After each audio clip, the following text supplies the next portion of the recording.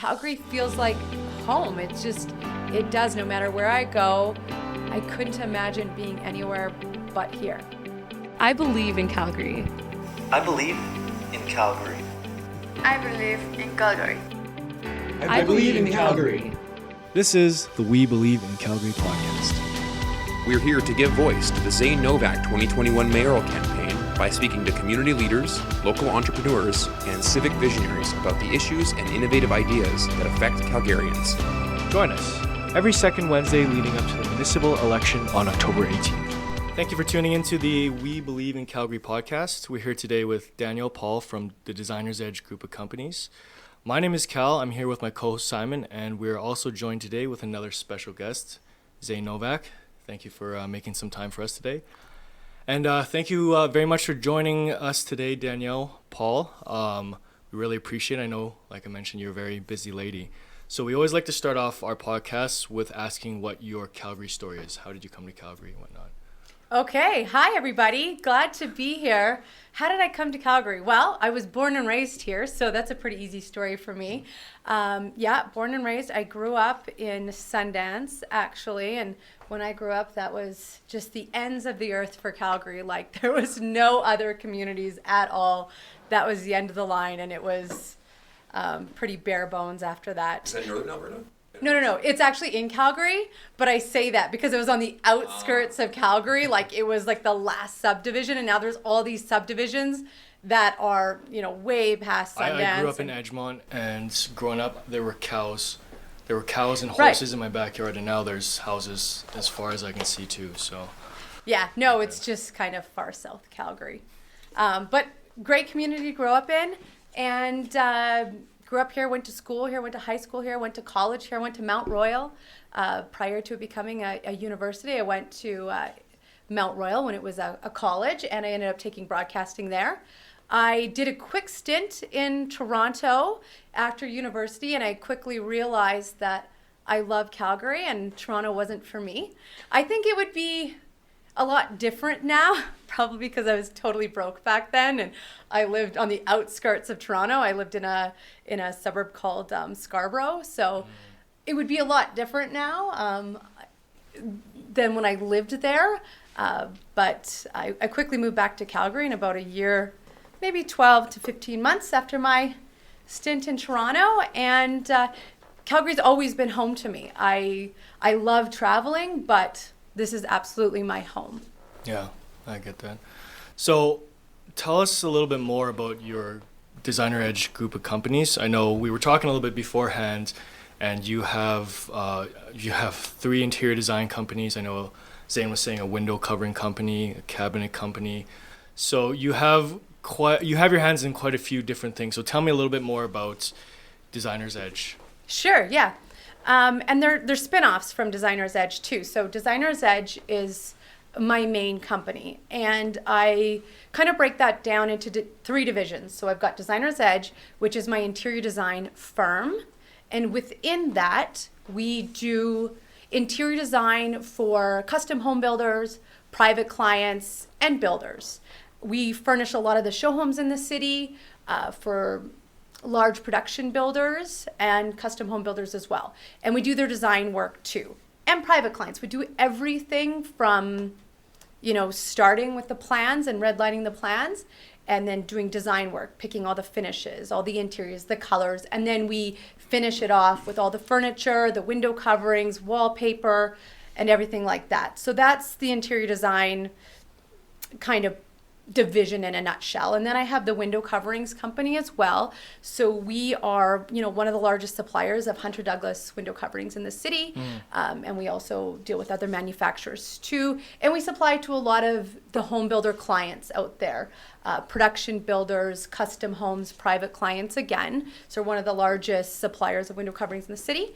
And then we have a renovation division under there too. Well, we'll work with renovators, and we'll do small renovations as well on our own, and we'll make all the selections. So we have a big showroom, about 6,500 square feet, which is just product and materials, where you'd come in and you'd pick flooring and cabinets and everything like that. So that kind of takes care of Designer's Edge. And then a company called Ateliers Jacob, which is a company that I acquired in August 2020, which is a cabinet company. So I'm the distributor for Ateliers Jacob in Western Canada.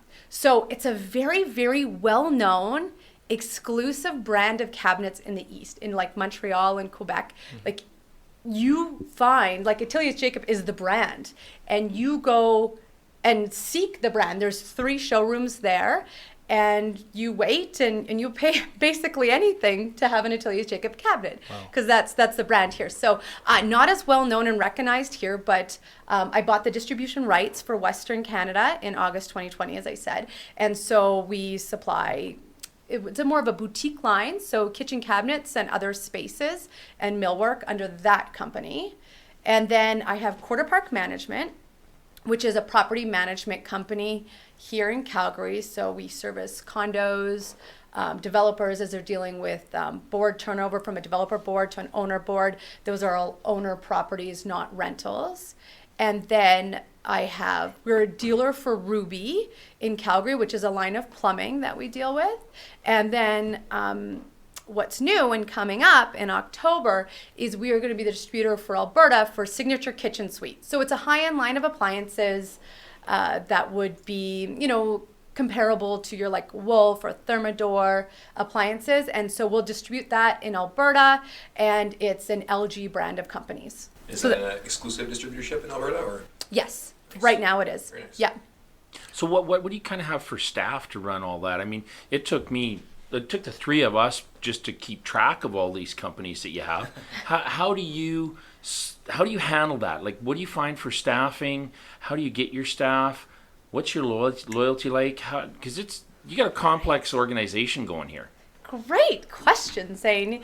Yes, staff is so important. And I don't even call them staff. They're like my colleagues, my team. Like I always refer to it as like the DE team or the Quarter Park team. Like we just make it as one. There's no lateral. It's everybody's equal.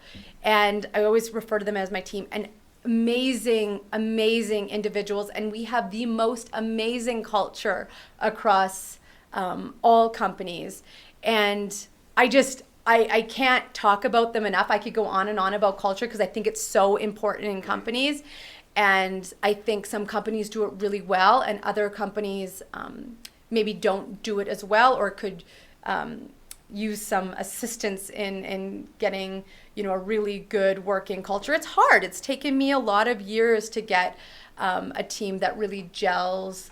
And you have to also figure out what incentivizes employees too, right? Like it's not always about money. It's about, it can be about money, but there's other things that incentivize employees. It's about just being kind.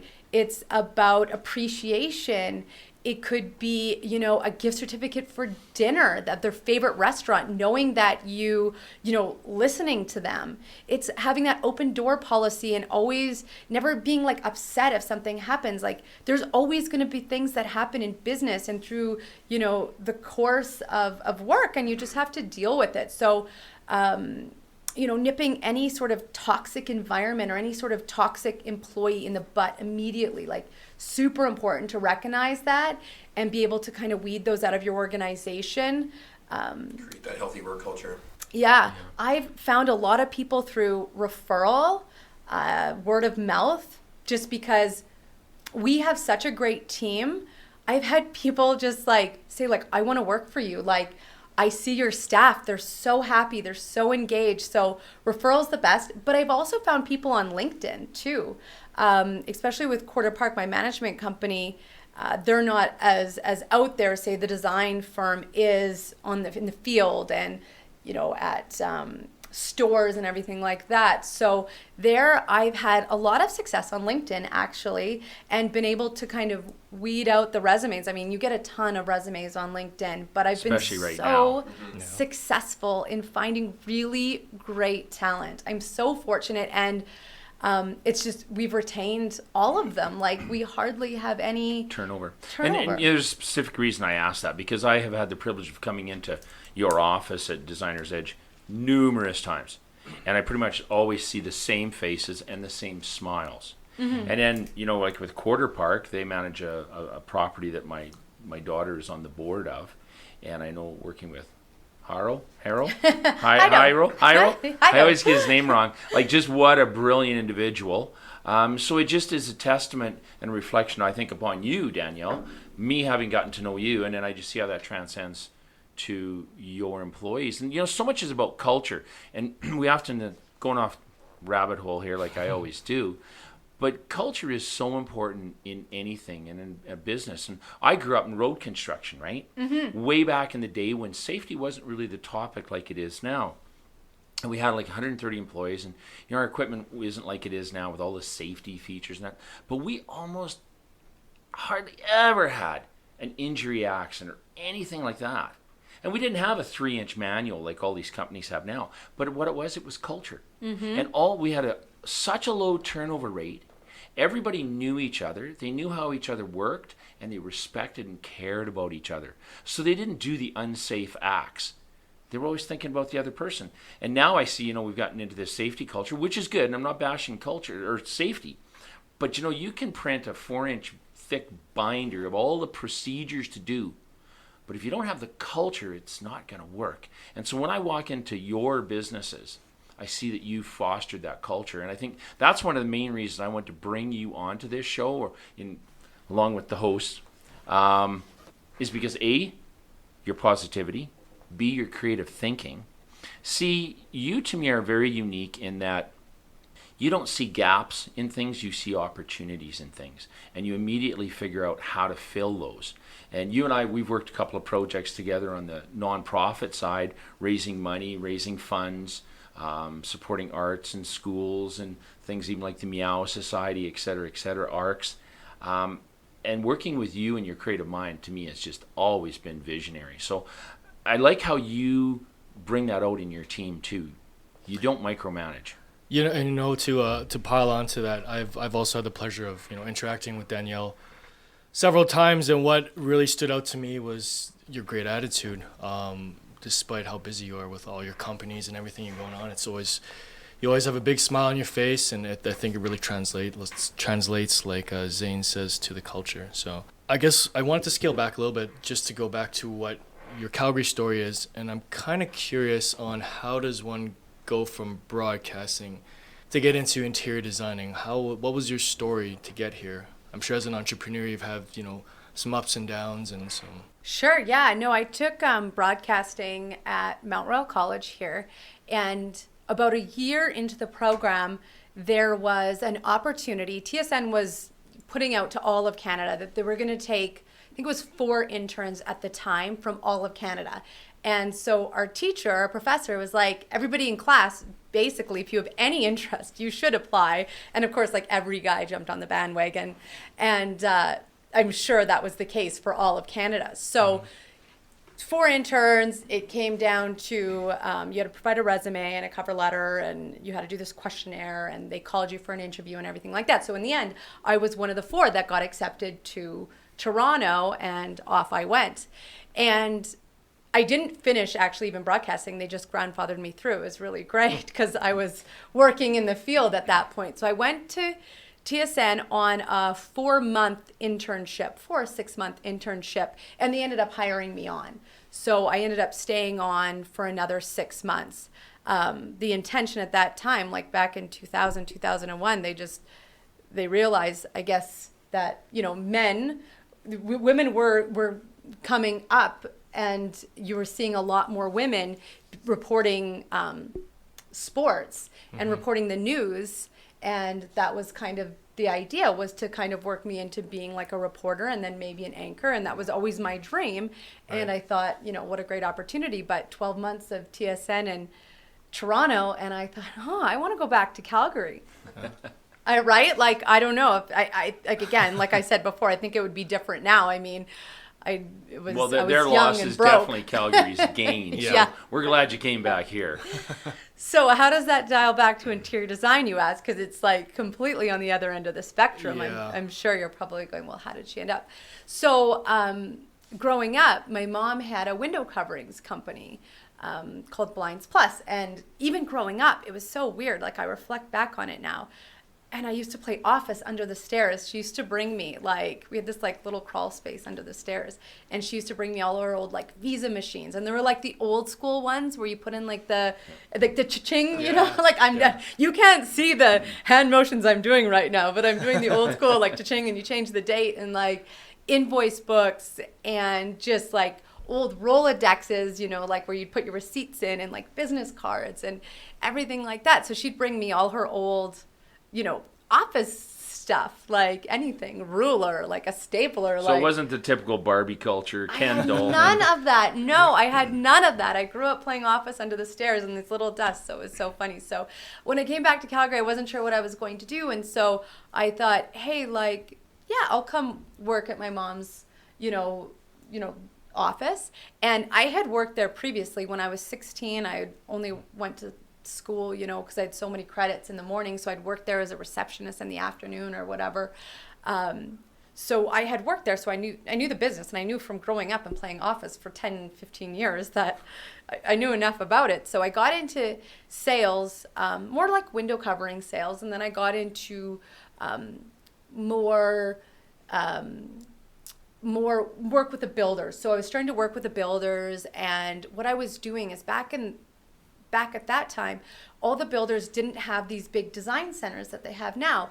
You'll see these builders, and they've made these grandioso design centers where a customer comes in and they walk through and do all their selections for their new home, right? But back then, the builders just didn't have that. So what they were doing, they were setting up these like design centers all over. So like, I remember when Complex was, you know, being built on a golf course. So we'd rented a room in the clubhouse, and we kind of made that a design center. And then we had these off-site trailers that we'd make a design center for these, for a certain project, or in the basement of the builder's home, we'd make this design center. And so I really had no idea what I was doing. It was like a wing and a prayer, but like I had some really good people behind me, and I researched everything. Like I went on, like, I went through every magazine and just talked to everybody and just gathered as much as information. And I should have dialed back too, because it's so important. When I went to TSN, I knew nothing about sports, like zero. I watched every sporting event. I watched every sports cast. I read every sports, like I just like deep dived into everything. And I think it's so important. And I applied that same philosophy when I was doing interior design, because it was more window covers, and we didn't do these sales centers so much till I kind of got into it. And, you know, at this time, I was ready to kind of move the company in a different direction. And my mom was conservative. She wanted to be safe. My father had passed away when I was 17 in a work-related accident, like really suddenly. And so, you know, she wanted to make sure she was protected and I was protected. And I was like ready to go in a completely different direction, and I like go big or go bankrupt. And she wanted to was conservative and wanted to retire. And so at that time, the shop was fairly small. It was like her and a couple of the ladies. And so I said like, hey, if you're ready to retire, like I really want to take this company in another direction. So we made a deal, and I ended up taking over the company at that time. It was Blinds Plus, and then changed the name over to Designer's Edge. And that was in like 2005-ish. And even then, you know, like just looking back, I mean, there was just so many things. I just went in with no fear and just like head first. So from there, from the window coverings, everything just kind of spins off everything else. So from the window coverings, I met the builders, and then I started doing the design centers, and then I started doing interior design. And then I got into renovations because I saw that the housing market was about to implode. So it was like, okay, well, if nobody's buying new houses, what are they going to do? They're going to be renovating. So that's when I started the renovation division. And then I linked up with a granite company. I was like, okay, like let's do this little mini design center. So I linked up with him, and then I linked up with somebody else. And in 2010, I was like, okay, I'm done building these design centers for these builders in like, you know, like I said, in clubhouses or like in trailers. What I want to do is I'm going to build my own big universal design center, and they'll all come. And so in 2010, I hooked up with a flooring company and started what we called the Calgary Home Design Center. So we rented a a building. It was 30,000 square feet. It was far too big, but we got a really great deal on it from a builder because it was vacant, and said, okay, I'm going to build this universal design center. And he bought into it with me. And I said, instead of, making these design centers here, there, and everywhere and taking them down and reconstructing them, I'm going to make one universal one. And for the builders that don't have design centers, they'll use it. So did that in 2010 and called it the Calgary Home Design Center. And that kind of elevated me to the next level. So you were a bit of a trailblazer as far as these design centers in Calgary then. I guess you could say that. Yeah. It sounds like you shifted the gears in the culture or the practices as far as design centers. So that's really cool. And you've given a lot of good advice here inadvertently, but I did want to ask you, as a successful entrepreneur, did you have any tips or maybe like a mantra or something for aspiring or new entrepreneurs? Oh my God, no fear. I have literally gone into everything with no fear. So I had the Calgary Home Design Center. I dialed that back because it just didn't work out and it was too complicated with Designer's Edge. I had Designer's Edge in Denver, Colorado. I started a division in Denver. I had another company called Garage Builder YYC. Like, you really got to go out and try. Like, what is that saying? Like, you fail every time, 100% on the chances that you don't score on every shot you don't take. Yeah. So, I mean, you've really got to try. I've been really strategic in the way that I have built companies and businesses. They're always kind of an offshoot of one of my main business, Designer's Edge, like Atelier Shake at the cabinet company. Well, I knew that I would instantly have business because Designer's Edge would feed that company, right? Because we're doing renovations. I was getting my cabinets from somewhere else, so why not buy them from me? With the management company, I mean, it was all these builders and developers coming to me, and we would do the entire project. We would design like multifamily projects, the common areas, the suites, do all the furniture, the window coverings. We would design the lobbies and the elevators, and they're like, I'd have lunch with, and I'm friends with so many builders and developers, presidents and VPs in the city, and they'd be like, the one thing, if I could just get a good property manager, after the fact, because what the builders do is they turn over these buildings and then, it's up to the property manager. And a lot of them don't understand like warranty items. What's a warranty? What's a homeowner responsibility? What's a developer responsibility? And they don't speak the lingo. So it's hard. And I kept hearing this over and over again. And I was like, well, if I started a management company, I'm like, I bet I would have all this business too, right? So everything's been an offshoot. Again, with Signature Kitchen Suites by LG, this appliance line, I'm buying appliances for all of our kitchens or referring our clients to another line. Now, if I can get a line and believe in it and service it and sell it, like, it makes total sense. I will never sell a product to a client. We will never, if it doesn't fit their needs. So if Signature Kitchen Suite, for instance, doesn't work for a client, I will absolutely pick from any other brand out there just to make sure our clients are taken care of. But if it does fit, they're always got that trust and comfort with us that they're comfortable and we can just put it in. So have no fear. Like, I guess I say that kind of loosely, but I've gone into all these things and you just got to try. You've just got to do it. You've got to like both feet in and just figure it out. I've just figured it out. Like, and I've had really good people and I ask a ton of questions and I have a great network behind me, but just go into it. Stop the stories in your head that tell you that you cannot do it, because you absolutely can. You just have to try. Yeah, you got to throw stuff at the wall and see what sticks. Right? Yeah. So it's nice to have that intel kind of as to what's missing in the industry and what niches need to be filled, right? And it sounds like you're capitalizing on that knowledge. So you intuitively realize you need to get into renovations because you could see the housing market back probably in 08 or whenever imploding. So we've had a very unique run of housing sales and unique housing market here. Well, pretty much Canada-wide, but definitely in Calgary this year. Yeah. I was listening today that, sales are down about 15% this month and last month, but I think, July was still, if not the best, the second best record of sales ever in Calgary. Where do you see this going? Do you have a crystal ball? What are your thoughts about the future? You know what? I can tell you my thoughts about the future. I'm also like I'm huge into positivity, and I never think of the negative. Like, I was always like, even when and I'm dialing back here, like in 2010, like when I leased that and built that Universal Design Center, right? And I have no idea how I was going to quite pay the rent. So it's probably a little bit more problematic, but it was just like, think money, it'll come, think money, it'll come, think money, it'll come, right? Like you can't dive into the negative. I never dive into the negative. I just think about the positive.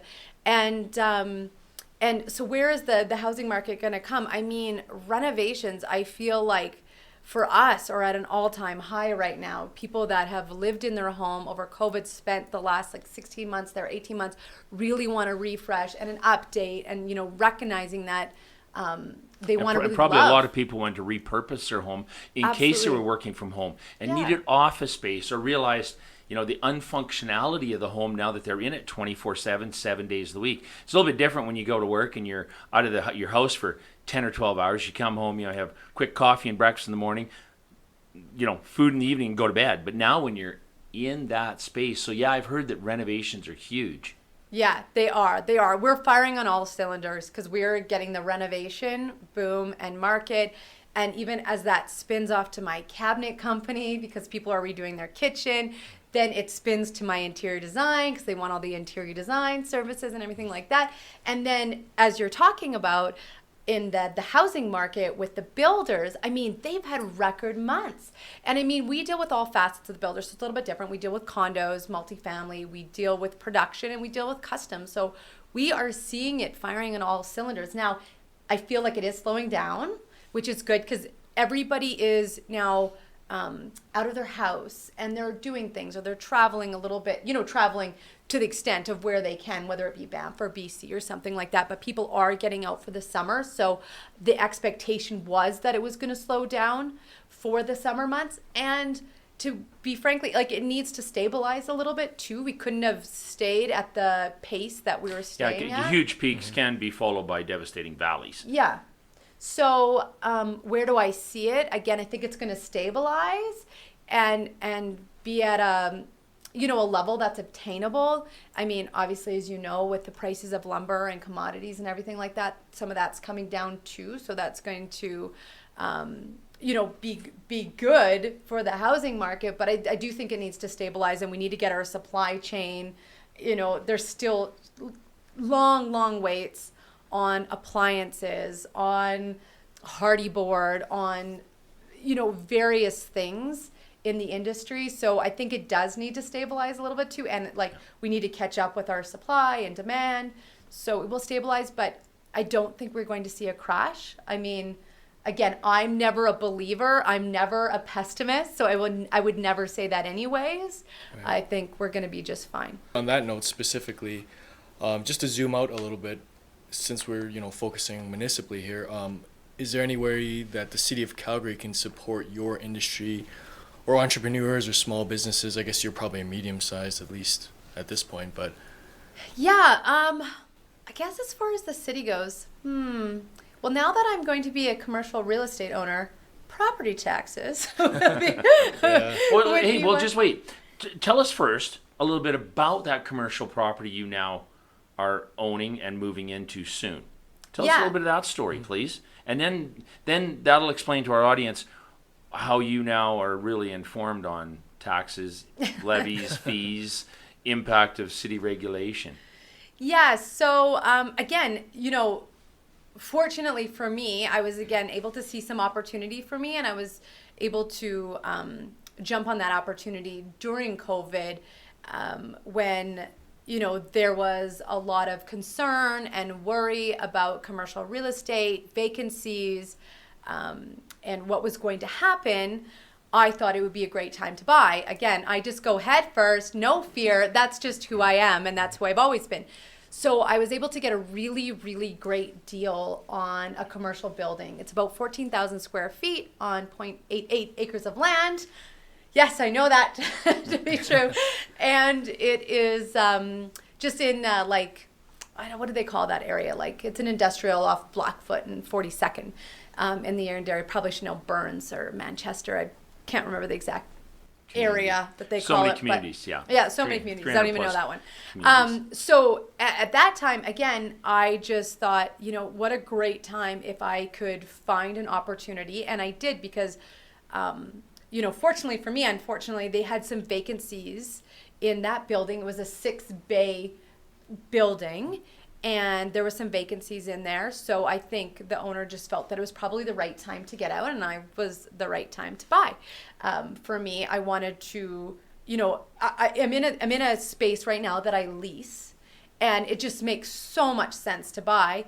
At the time, dealing with traditional banks, I've looked at this before, and it was always, getting that initial down payment was super expensive for the first one. But then when I started talking to BDC, which is a little bit different from the traditional banks, I was able to leverage a little bit more and get a lot more finance than what I had to put down for an owner-operated building. So again, just talking to the right people and getting to the right channels.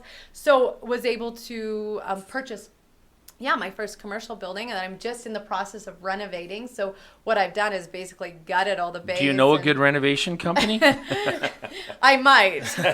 We don't do a lot of commercial, but this was actually a ton of fun, and I invested so much time. I think I redrew that building 50 times. I'm going to actually frame some of my original hand sketch, super terrible drawings from inception and put them in my office because I just I had so many ideas and I was so excited about it and just drawing and redrawing, and I wanted this to make it kind of like a restaurant but a design firm, and anyways, there were so many ideas floating through my head, so I had so many drawings, the inception. But so now I'm going to take 5.5 bays, and I'm going to lease out 1 bay and a half, and so I guess that would make me a landlord. And now I'm well, I've already bought 1 building, maybe I should buy 2. So I'm figuring out how I can leverage and potentially look at buying another building. And I'm running the numbers right now to see, okay, what buildings are out there? Are they leased? Is it profitable? I always do my due diligence. I'm going to run the numbers. Does it make sense? How much do I need to put down? Maybe I can leverage the whole thing. Maybe I can finance 100%. There's different ways and strategies. Now I've got to the right people and have the right networks and stuff like that. It's about asking the questions too. And I'm can I buy another building? And what's the cash flow? Because I'm looking for, all these different retirement. I'm not that old, but I'm, thinking about my retirement. What do I have? I've got passive income from commercial real estate. I've got, 2 residential properties. I've got a living life insurance policy. So I don't want to put all my eggs in one basket. I want to have them spread out and I want to be diverse. So yes, now I'm paying property taxes and on this commercial property, and they're quite expensive. I see it come out every month. What was it like? Did you have any experience dealing with the city on permitting or any of those kind of things, or was that hasn't really come up very much? Yeah, no, that's been pretty, that's been a fairly easy process. I don't think there's been too much hiccup yet. We don't have occupancy, but everything so far has been gone fairly smooth. But I mean, in all fairness too, we had all the architects in place.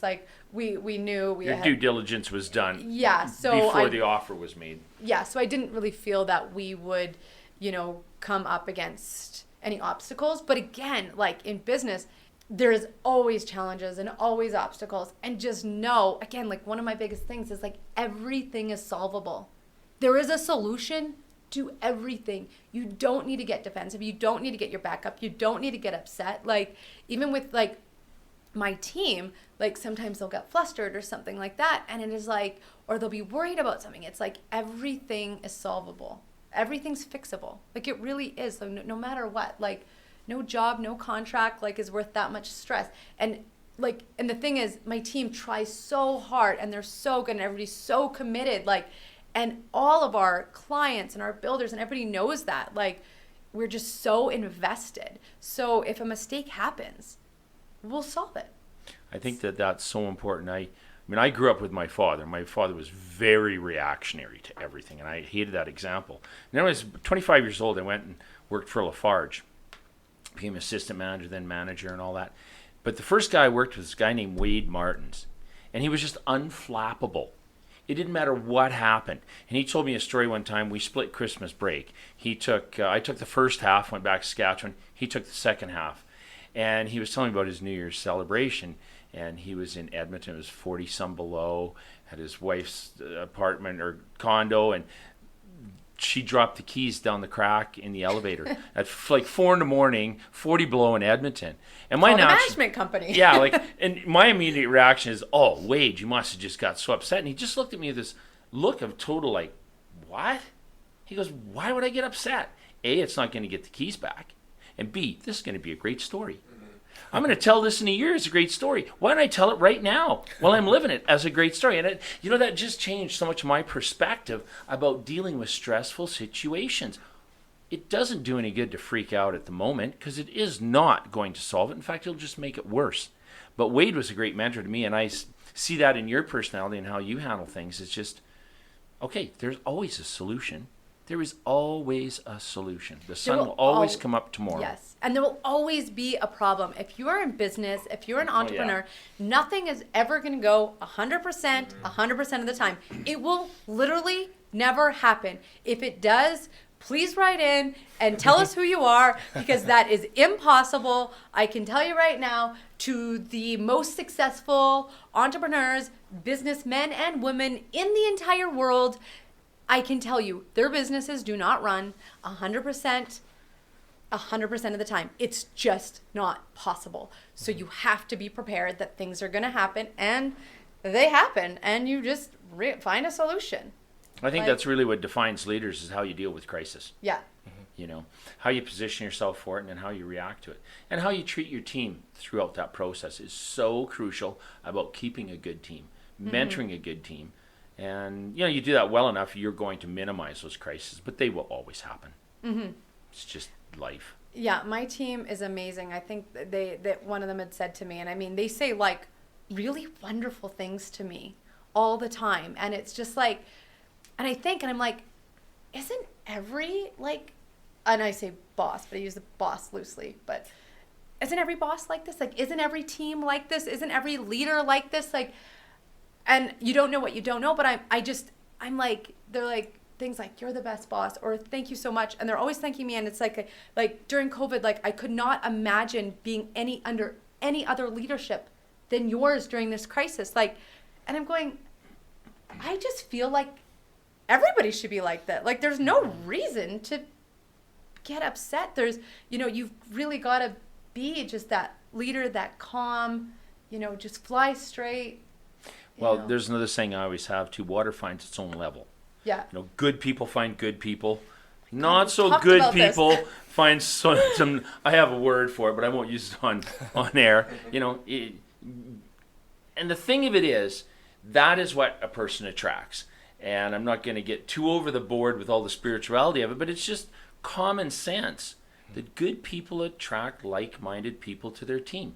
I say like attracts like. That's totally my saying. And it's so funny. Even my lawyer had said to me one day, because we were just going through some mediation or something like that, and the client was crazy, and he just says, a crazy client will always find a crazy lawyer. You know what I mean? Just a very calm, reasonable client will always find a calm, reasonable lawyer that just wants to get it done. Crazy finds crazy, and I'm wondering why right now my mind is flipping to my ex-wife's divorce lawyer. Crazy finds crazy. Right? There you go.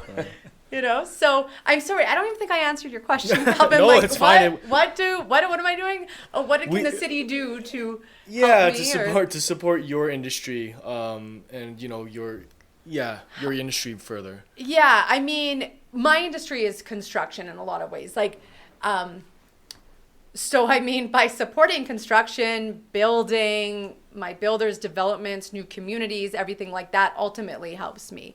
But if I kind of dial it back to me specifically, or maybe entrepreneurs or smaller medium businesses specifically, I don't go to the city for a lot. I don't expect a lot from the city. I mean, I guess, I don't even know, unfortunately, I don't even know what programs the city offers for entrepreneurs or smaller medium businesses, which would be great. To know, if there's programs out there. I honestly don't even know. I guess it would be a good kind of something for me to explore. Or so what you're saying is they don't come knocking on your door to show you what they could offer or what they have offered. It would definitely be something you would need to dedicate your time, take it away from running your businesses in order to find out what they offer. So maybe there could be a better system within the city to just even reach out to small business owners and medium-sized business owners to show what they do offer. Because, in Calgary, 96% of businesses have 40 or less, registered businesses have 40 or less employees. So really, it's that small, medium-sized business that pays the bills in this city. So I wonder how many business owners are like you that don't understand what could possibly even be out there to help them.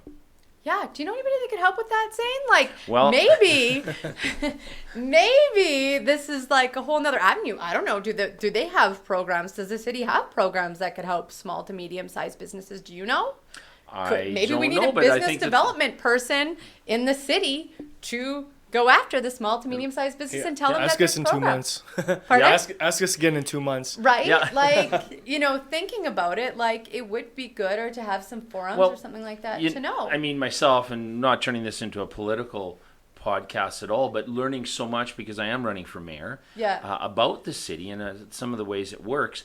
One of the things that I've learned is it seems like the city always chases, I call them the unicorns, which are the big Amazons, the Googles, the whatever, which is fine because they bring a lot of employees. But I never hear them championing for small and medium-sized business. And that, like I said, is really what pays the bills here. And I think that maybe that's something that the city could do a better job of. Myself also as being a smaller business owner. What is the assistance? Why are they not carrying the narrative for those of us who are innovative and creative and entrepreneurial and want to bring, and those are often the most prosperous jobs. I look at your staff and even look I know that Haro, I would say his name wrong. It's okay. It's Heido. Heido. He gets called everything. Yeah. He had a misfortunate accident, a recreational accident, and I mean, I look at you with your employment and how you looked after him through those things, and those are so important. And yet, I don't know if our city always tells the story of our small businesses and supports them the way they could. So. Yeah. It just kind of dawned on me when you asked the question. I don't even know what's really out there for me, and I think it would be good to explore that, and understand and champion for, like you said, for our small and medium businesses. There is. What did you just gave me? You rattled out a stat. It's 96% of registered businesses have 40% or less, 40 people. Employees or less. Yeah, that's crazy. And maybe the city is offering more. I mean, I just don't know, but I feel like they should be reaching out. And I mean, not that we're making this political, but I am going to dial it back a little bit to because you had said something that made me think of something that I wanted to bring up. And we're totally going off track. I do tend to trigger people. But when we're talking about leadership and culture, and that's great, and I was talking about within my business and my organization and how how important that is to me. What I wanted to dial back is leadership and culture is so important for the city.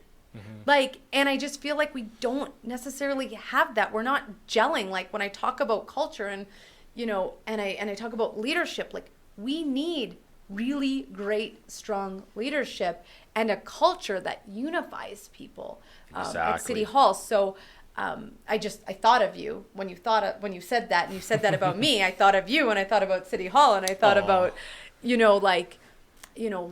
what would really make the city great again. Yeah. So on a personal level, then, is there anything you'd like to see the city take on as far as projects, designs, developments? On a personal level, not so much on a business, but as a Calgarian who commutes and who, enjoys the city, is there anything specifically you would like to see Calgary move towards? Well, I'm a super big foodie. I would just love more vibrancy downtown, and we've talked about this too. I love big metropolitan cities. I love traveling. I love culture. And I feel like we're losing a little bit of that here with not having the arena, not having the events, Edmonton's getting all the events. I feel like we need to really make sure that we're supporting our restaurants, supporting new restaurants, supporting Our the culture, hospitality the industry. arts.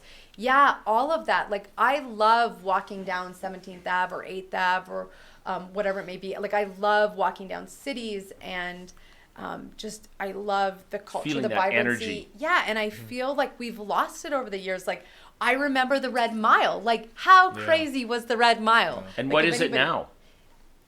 It's definitely not the Red Mile, right? No, it's not. You could roll a tumbleweed through there, Some like days. during the Yeah. business days. So for me, I love architecture. I love business, like buildings and everything like that. You know, somebody, a good friend of mine who's into marketing and branding, said this to me the other day. They had a friend a couple of years ago fly in just for a quick visit, and she toured them all over the city. And I think that we could do more on the architectural side, because that individual's comment, and this is a very well-educated, traveled the world, and his conclusion at the end of touring Calgary was, you don't have the prettiest buildings, but you certainly have the nicest people. Mm-hmm. And I think that, you know, there's a lot of truth to that. And I am so immersed in Calgary that I sometimes just don't even step back and look at it from that perspective, because it's my home, it's my community, and it's just what I'm so absorbed in and used to. But I think that we could do a better job with our urban planning and some of our design and create more of a personality to this city. Mm-hmm. And I mean, I guess that's why I like having conversation with someone like you who, you know, design and architecture, and that is kind of in your blood right now. And I think we need more input at the urban planning side of this city to make sure that we are really distinguishing ourselves as an attractive city that people want to come, not just because we have the nicest people in the world, which we do, but because we also have some of the coolest buildings. I think we could do more in that area. I agree. And look, like, Banff is right in our backyard. It is so crazy to me. We have so much to offer as a city, and that's another reason why I love it here. But you look at Banff and Canmore and some of the best, like, skiing and just, I mean, gorgeous sceneries and Lake Louise, and we have so much to offer. And I just think it would be so nice if we could feel and get Calgary, again, just having a little bit more on the architecture and the design side with businesses and buildings. And I love, you know, incorporating the statues and everything like that. Like, I think if we could just, you know, deal with arts and culture and get, you know, just some more, the arena and everything like that going. Everything's really connected, right? Yeah. You know, it's a house of cards to a certain degree. And if you put these pieces in place, it's almost like that old show, you know, build it and they will come. Yeah. And I think that it's how you've done your businesses a bit too. You've said, okay, we're going to do this and we're going to make it work. Yeah. I think that Calgary, if we had strong leadership in City Hall, would have more of that. Right now, so many of our projects have been kicked down the road for decade, if not decades. Transportation, you know, the Green Line, the arena. We need a new football stadium. We don't have a field house. The list of what we don't have, and I'm not being negative, is far longer than it should be for a city of 1.5 million. With as many creative, innovative, high tax-paying individuals as we have, you know, we still have by far the highest median wage of any city in Calgary, or in Canada, pardon me. Mm-hmm. But yet we're lacking some just of the crucial fundamental pieces to make this the city we know it is. And I think if we had that, instead of people coming here, land at the airport and renting a car at Enterprise and driving to Canmore or Banff or Lake Louise or British Columbia, they would come here and they would plan their trip from Calgary, from downtown, because they would want to take part in all the amenities that we should have here. Yeah, and totally agree. And you know, understanding too, all that comes at a cost, but it's just being smart with your budgets. It's the same with me on a much smaller scale. Like, and I mean, it's different, but I'm just saying, like, when I go into things, or you know, I'm always looking at the bottom line and the number and making sure that I have the funds for it too. So I mean, or I'm like sacrificing on other things to make sure that I could afford it. And I'm not saying everything I've done is a success. By no means is that the case. I've tried things. I opened a company in Denver. I had another company called Garage Builder YYC that I ended up closing down because it just wasn't being profitable. And Denver, I was commuting every 2 weeks and stuff like that. So, but you got to try, and you got to be responsible fiscally in making these decisions. So yes, I want all those things too, and I understand that they come at a cost, and we've just got to make sure that we're making smart, fiscally responsible decisions so that we can afford those amenities. Exactly. Yes. Yeah. So we like to end off the podcast here. I wasn't sure if there's anything else that you wanted to add in, Zane, but just to end things off, we like to ask our guests, why do you believe in Calgary?